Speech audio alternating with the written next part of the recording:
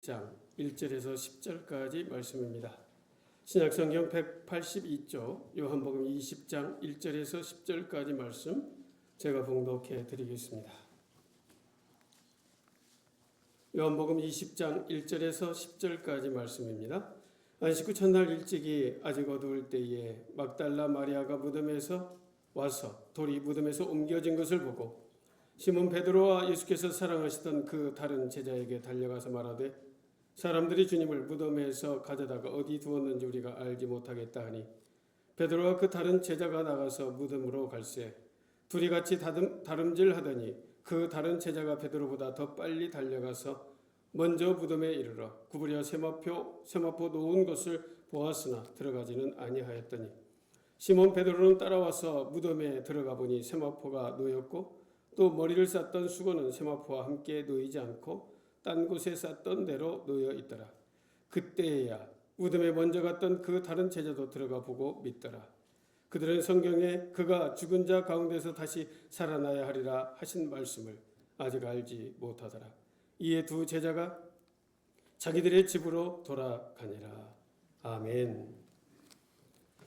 오늘 부활의 아침에 요한복음 20장 말씀으로 부활의 신비 그러한 제목의 말씀으로 함께 은혜를 나누려고 합니다. 올해 특별히 부활 절기를 보내면서 특별히 고난주간 한 주간을 요한복음의 말씀으로 다른 각도에서 공간복음과는 조금 다른 각도에서 예수님의 십자가의 길을 우리가 묵상하고 오늘 마지막 이제 부활의 아침에 새벽에는 11장의 말씀으로 오늘 주일 오전의 말씀은 요한복음 20장의 말씀으로 올해는 부활의 은혜를 요한복음과 함께 나누게 되었습니다. 먼저 인사하면서 오늘 말씀의 은혜를 사모하도록 하겠는데요. 이렇게 인사하겠습니다. 새벽에도 인사드렸지만 함께 인사합니다. 예수님 부활하셨습니다. 그러면 여러분 어떻게 해요? 정말 부활하셨습니다. 그렇게 해보도록 하겠습니다. 제가 먼저 하겠습니다. 예수님 부활하셨습니다. 정말 부활하셨습니다. 네, 좋습니다. 아주 좋습니다. 옆 사람 보면서요. 다시 한번 하겠습니다. 예수님 부활하셨습니다. 정말 부활하셨습니다. 네, 여러분 정말 부활하셨습니다. 네, 여러분 예수님이 이 부활했다는 사실을 여러분 정말로 믿으시죠? 아멘이죠? 예. 그러면 이 세상에 두려울 게 뭐가 있겠습니까? 그렇죠? 이 세상에서 제일 무서운 사람이 있다면 어떤 사람이 제일 무서울까요? 예? 죽기 살기로 덤비는 사람, 죽을 줄 모르고 덤비는 사람. 아마 그 사람이 제일 무서운 사람일 거예요. 왜? 죽음을 두려워하지 않는 사람이기 때문에요.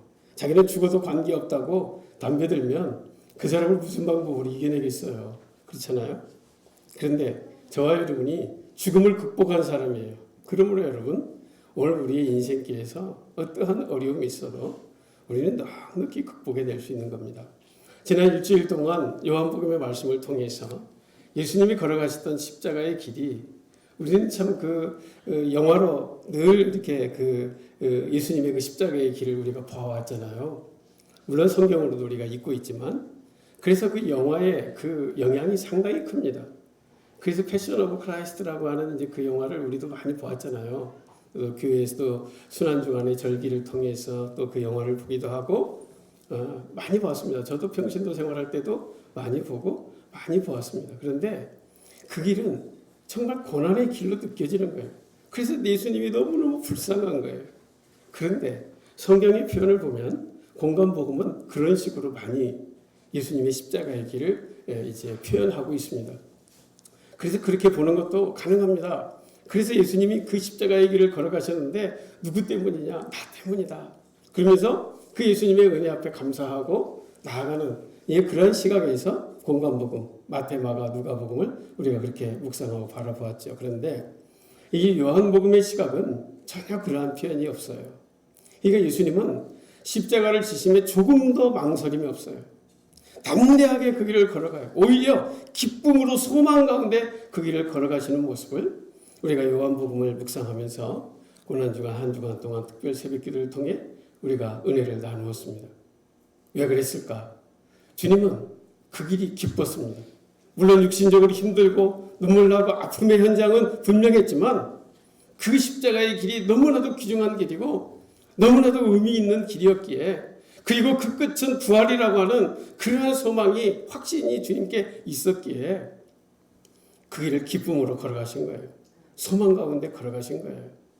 여러분, 오늘 우리가 그러한 마음을 가지고 사도 요한이 바라본 예수님의 그 눈을 가지고 오늘 우리가 우리에게 주어진 십자가의 길을 걸어갈 수만 있다면 우리는요, 날아가는 삶을 살 수 있어요. 우리 장로님의 표현대로 구름 위를 걷는 것 같은 그러한 삶을 살 수 있어요. 환경과 상황을 초월해서 말입니다. 정말 여러분, 그런 삶을 산다면 얼마나 행복하겠어요, 우리 인생길이. 그렇잖아요, 여러분. 정말 인생길이 행복할 거예요. 그런 사람은 상황이 다소 좀 안 좋아도 절대 문제가 될 일이 없습니다. 오늘 예수님은 십자가에 돌아가시고 장사한 지 3일 만에 다시 살아났습니다. 그래서 전 세계가 오늘 이 주일 아침을 하나님 앞에 영광 돌리고 축하하고 기뻐하고 있다라고 하는 것이죠. 주님은 부활하심으로써 바로 참 하나님이심을 드러내셨습니다. 주님은 부활하심으로 그 죽음이 참으로 의미 있는 의로운 그러한 죽음이었다라고 하는 사실을 우리에게 보여주신 것이죠. 그래서 우리가 이 부활의 아침을 가장 기뻐하고 축하하고 나아가야 할 이유가 바로 거기에 있다, 그런 이야기예요. 뿐만 아니라 서두에 말씀드린 대로 우리 예수님의 부활은 우리 인간을 짓누르고 있는 죽음이라고 하는 이 권세 앞에서 우리는 해방되었다 라고 하는 그러한 사실이죠. 죽음도 우리를 어찌할 수 없다 라고 하는 그 사실 앞에 우리 모두는 기뻐하는 삶을 살 수 있게 되는 것입니다. 우리가 성식 교독을 통해서도 여러분과 함께 나누었습니다. 예수님께서는 첫 열매로서 부활하셨습니다. 첫 열매가 있다는 이야기는 그 다음 열매, 다음 열매가 있다는 얘기예요. 이제 저와 여러분도 그 다음 열매에 해당이 되는 거죠. 그래서 우리 또한 죽음을 이기고 반드시 부활을 할 것을 우리는 믿고 또 그 우리 주님이 부활하심으로 우리에게 그러한 소망을 우리에게 허락해 주셨다라고 하는 거죠. 그러므로 여러분, 우리 안에 있는, 우리 앞에 있는 이 죽음이라고 하는 이 사망의 권세는 더 이상 우리에게 위협이 될 수가 없어요. 더 이상 우리에게 어떠한 두려움의 일도 될 수가 없어요.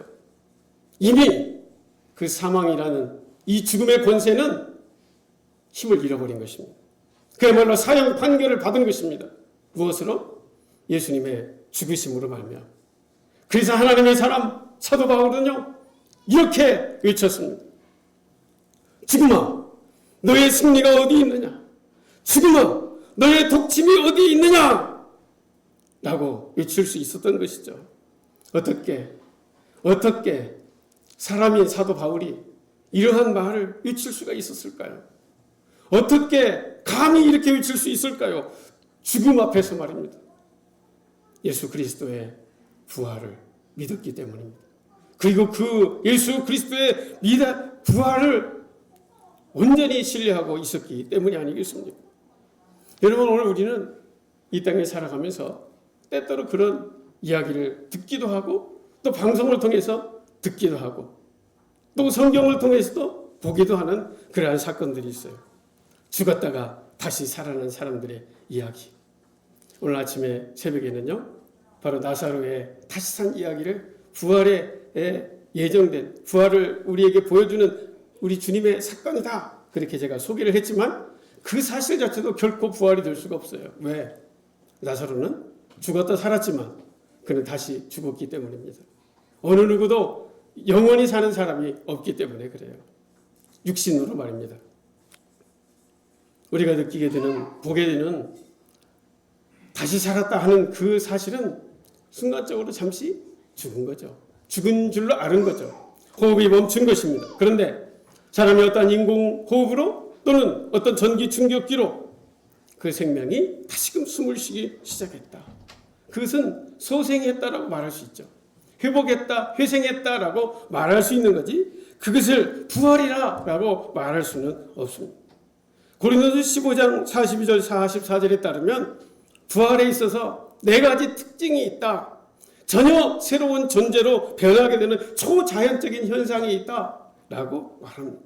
뭐라고 말하고 있는가? 썩지 않는다는 거예요. 썩지 않는다. 그리고 영광스럽고 강하게 변화된다는 거예요. 신령한 몸으로 변화된다는 거예요. 영적인 몸으로 변형된다. 그렇게 이야기하고 있습니다. 다시 말씀드리면 더 이상 죽음을 보지 않고 영생을 누리게 된다라고 하는 거예요. 그런데 여러분, 이와 같은 부활의 첫 열매가 누가 되셨다고요? 네, 예수님이 되신 것입니다. 오늘 우리 주님이 죄와 사망의 권세를 이기시고 부활하셨습니다.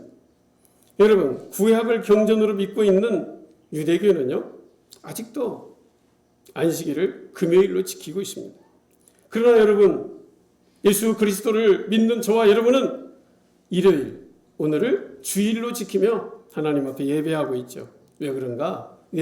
예수 그리스도가 십자가에 달려 죽으시고 사흘 만에 부활하셨는데 그날이 바로 오늘 주일이기 때문에, 일요일이기 때문에 그날을 안식일로 지키며 하나님을 예배하고 나아가는 우리 기독교가 된 것이죠. 그래서 여러분, 우리 기독교인에게 있어서 가장 축제 중에 축제인 날은 어떤 날인가? 절기 중에 절기인 날은 어떤 날인가? 부활절만큼 더 큰 축제의 날도, 또 부활절만큼 더 큰 그러한 절기도 없다. 그런 말씀인 것입니다. 오늘은 우리가 부활절을 소중한 날로 이제 맞고 또 우리가 지키고 있습니다. 특별히 그래서 우리 기독교는 그 부활절을 준비하는 기간으로 어떤 기간을 보냅니까? 앞서서 사순절이라고 하는 절기를 우리가 두고 지키고 있습니다. 준비하는 기간이죠. 부활의 아침을 사모하고 준비하는 기간입니다. 그래서 여러분, 우리 기독교는요, 바로 빈 무덤 위에 세워진 교회가 바로 기독교다라고 할 수가 있습니다. 초대교회가 우리 예수님의 부활을 증거하고 나설 때에 예수님을 장사 지낸 무덤이 비어 있기 때문에 초대교회 성도들이 예수님이 부활하셨다는 사실을 증거할 수 있었습니다. 그 무덤이 빈 무덤이 아니었다고 한다면 한 시간도 기독교는 유지될 수 없는 그러한 상황이었을 것입니다. 유대교라고 하는 종교가 말입니다. 여러분, 우리가 성경을 통해서도 보고 있지만 얼마나 단체심이 강한지 모릅니다. 그리고 얼마나 배타적이고 자기들만이 선민이라고 하는 선민사상이 얼마나 가득 차 있는 그러한 종족인지 우리가 알고 있잖아요. 그렇다면 여러분, 예수님의 부활이 거짓말이었다면 그들이 정말로 그 일을 허락하고 있었을까요? 단 한 시간도 유지될 수 없는 그러한 일이 바로 예수님의 부활의 사건이었다라고 할 수 있습니다. 그것이 거짓이었다면. 여러분, 사도행전의 기록을 보면 바로 초대교회의 역사 아니겠습니까? 예수님을 십자가에 처형한 그 예루살렘 시내에서 주님의 제자들이 말입니다. 베드로를 비롯한 모든 그러한 자들이 예수님을 증언하고 있습니다. 설교하고 있습니다. 여러분, 베드로는 특별히 하루의 설교를 통해서 3,000명이 회개하고 돌아왔다. 그런데 말입니다. 베드로가 뭐라고 설교를 했을까요? 베드로가 자기가 보고 들은 대로, 그 경험한 대로 설교하지 않았겠습니까? 그 내용은 사도행전 2장 23절, 24절, 또 32절에 이렇게 기록하고 있는데요. 그가 하나님께서 정하신 뜻과 미리 아신 대로 내준 바 되었거늘 너희가 법 없는 자들의 손을 빌려 못 박아 죽였으나 하나님께서 그를 사망의 고통에서 풀어 살리셨으니 이는 그가 사망에 매여 있을 수 없었음이니라. 이 예수를 하나님이 살리신지라 우리가 다 이 일의 증인이로다. 그렇게 선언하고 있습니다. 여러분, 이 말을 듣고 몇 명이? 3,000명이 회개하고 돌아왔습니다. 그리고 그 다음날 여자와 어린 아이를 제외하고도 남성들만 5,000명이 돌아왔다.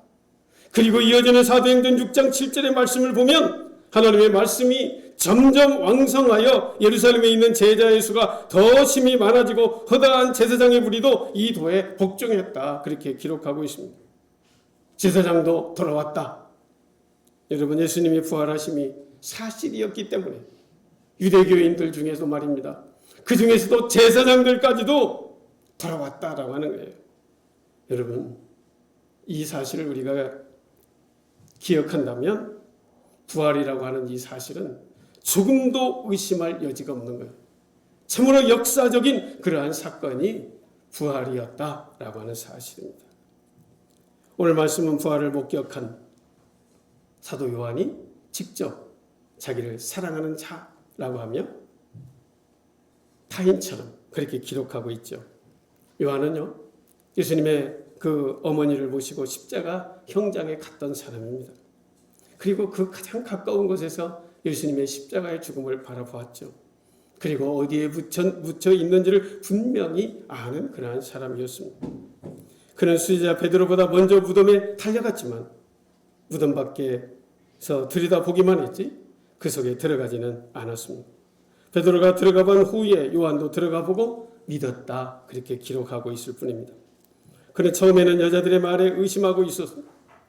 그런데 직접 가보고 부활하신 것을 확인하고 이제 믿게 되었다라고 하는 거예요. 의심한 제자가 어떻게 무엇을 보아 믿게 되었는가 오늘 본문은 기록하고 있죠. 시체만 없어진 것이 아니라 수의가 있었는데 그것도 헝클어지지 않고 시신이 빠져나감으로 여전히 그대로 있었다라고 하는 사실입니다. 머리의 수건은 본래 모습 그대로 있던 자리에 놓여 있었다라고 하는 사실입니다. 그 사실을 보고 믿었다 그렇게 기록하고 있습니다. 여러분 그 사실 앞에서 엄청난 변화가 그들 가운데 있었습니다. 오늘 장로님 주신 대로 우리에게도 그런 변화가 있기를 축복합니다. 도대체 무엇이 그 제자들에게 그러한 변화를 가져왔는가? 어떻게 새로운 믿음과 생명을 내걸고 그러한 사역 앞에 집중하고 최선을 다할 수 있었는가?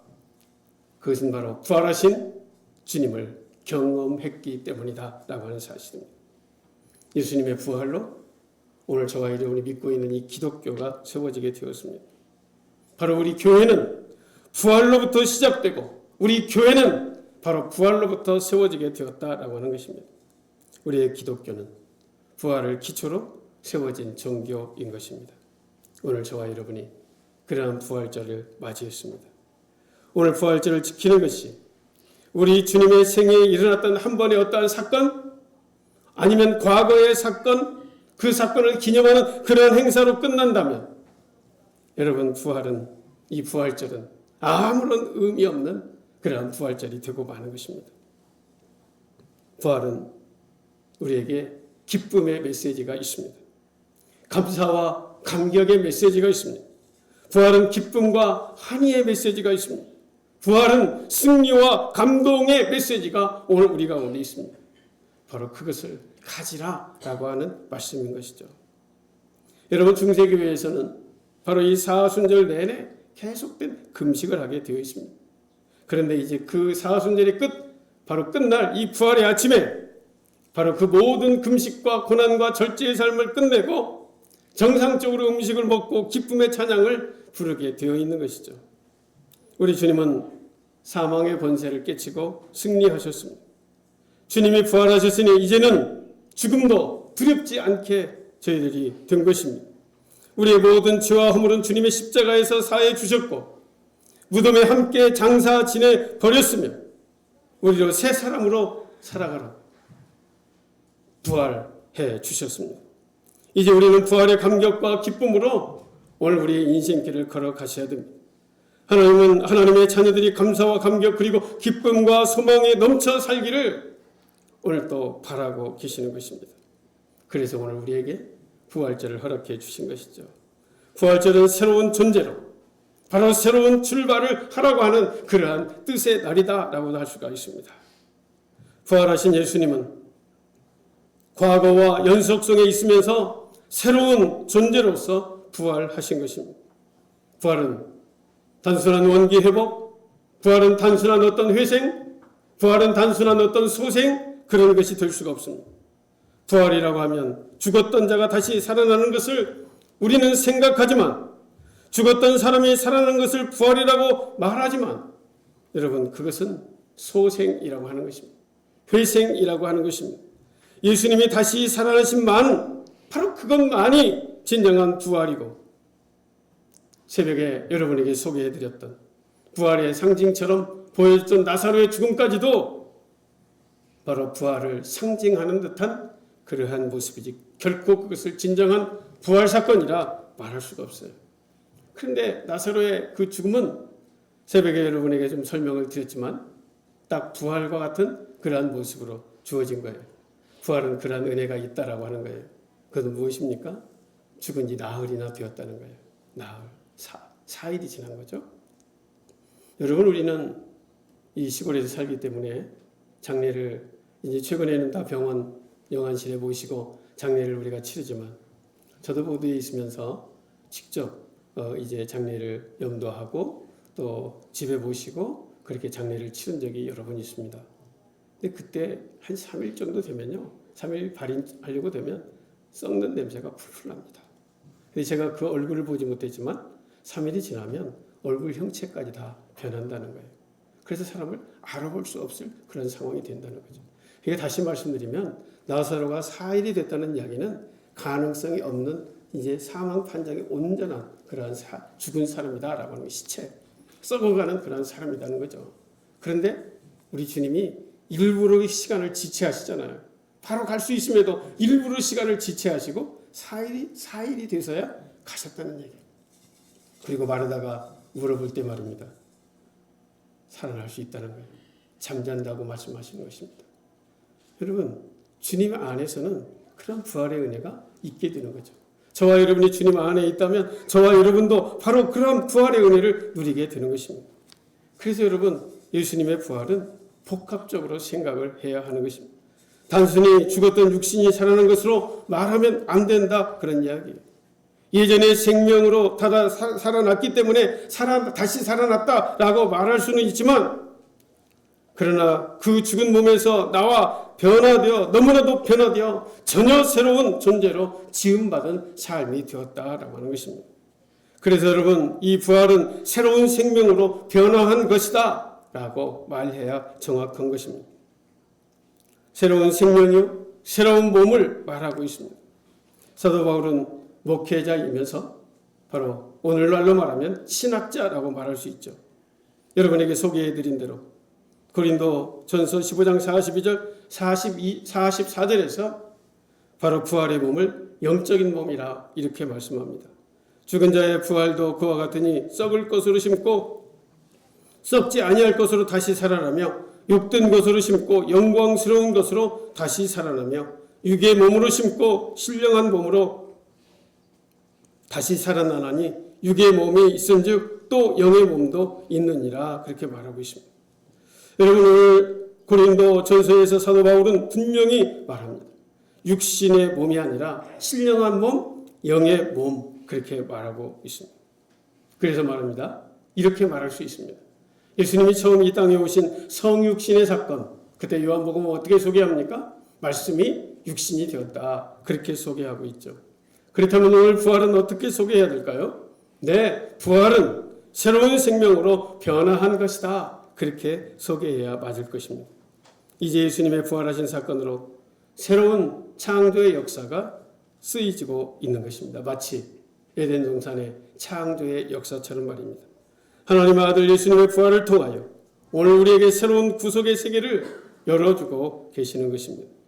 인간 세상에서 죽음이라는 것은 사실 그것으로 끝나는 것이 아니겠습니까? 모든 것이 사라지고 모든 생명이 끝나는 순간이 바로 세상에서의 죽음이라고 할 수가 있습니다. 사람이 십자가를 지고 죽어 장사 지냈다고 하면 그것으로 그의 인생은 종결된 것입니다. 여기 있는 저까지도 그렇지 않겠습니까? 제가 죽으면 화장태에서 한 줌의 재로 변했고 그러면 저의 생애는 그것으로 끝나는 것입니다. 더 이상 다른 소망이 없는 것입니다. 사람이 죽기 전에 무슨 소망이 있고 숨이 너그머지기 전에 무엇은 희망이 있는 것이지 죽고 난 뒤에 무슨 말을 한들 알겠습니까? 거기서 무슨 이야기를 할 수가 있겠습니까? 모든 것이 다 헛된 것이 아니겠습니까? 그런데 말입니다. 우리 주님이 죽었다가 다시 살아나신 것은 하나님의 구속의 완성이 무엇인지를 보여주시는 그러한 계시적인 사건이다라고 하는 사실입니다. 우리에게 죽음이 끝이 아니라 새로운 시작이요, 형태를 달리하는 새로운 출발이요, 새로운 존재로 변화하는 것이다 라고 말씀하고 있는 것입니다. 우리는 주님의 부활에 동참하여 새로운 차원의 그러한 존재가 되었습니다. 부활은 우리 기독교를 제어하고 세상의 어떠한 종교 속에도 다루지 못하는 존재요, 다룰 수 없는 그러한 존재예요. 그래서 여러분, 세상의 다른 종교는요, 나름의 논리는 있고 어떤 인간적 세상 속에 유익은 있을지 몰라도 죄송한 이야기지만 죽은 종교입니다. 거기에 비해서 우리는 살아있는 종교입니다. 저들은 죽은 소망을 가지고 살아가지만 우리는 살아있는 소망을 가지고 살아가는 사람들이 바로 그리스도인 된 저와 여러분입니다. 우리 주님은 요한복음에서 직접 이렇게 말씀하시죠. 예수께서 이르시되 나는 부활이요 생명이니 나를 믿는 자는 죽어도 살겠고 무릇 살아서 나를 믿는 자는 영원히 죽지 아니하리라. 네가 믿느냐? 라고 말씀합니다. 세상에 이런 놀라운 말씀, 세상에 이러한 경이로운 말씀, 어떻게 보면 세상적으로 이야기하면 좀 황당한 그러한 말씀을 하실 수 있는 분이 있다면 누가 그런 이야기를 할 수가 있겠습니까? 생명이요 부활하신 예수님이 아니라면 누가 도대체 이런 말을 할 수가 있겠습니까? 우리 기독교는 예수님의 부활하신 부활 사건 위에 설립된 종교가 바로 교회가 오늘 기독교, 우리 믿는 기독교인 것입니다. 다시 말하면 빈 무덤 위에 세워진 교회요. 우리들 교회마다 빈 무덤을 가지고 있다는 사실입니다. 부활이 없었으면 십자가의 죽음은 이 세상에 수없이 있었던 그러한 죽음과 동일한 것입니다. 하나의 죽음에 불과한 것이지 결코 그 십자가의 죽음이 우리의 죄를 사하여 죽는 그러한 십자가가 될 수가 없는 것입니다.